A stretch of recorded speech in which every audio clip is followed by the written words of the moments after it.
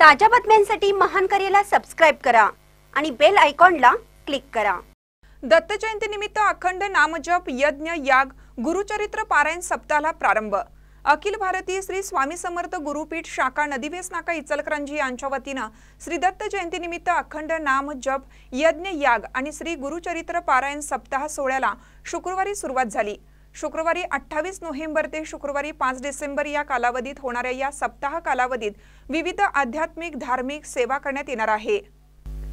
सप्ताह कालावधी श्री गुरुचरित्र पारायण बरोबर दररोज एक याप्रमाणे श्री गणेश याग, श्री स्वामी याग, श्री गीताई याग, श्री चंडी याग, श्री रुद्र याग, श्री मल्हारी याग असे विविध याग संपन्न होणार आहेत।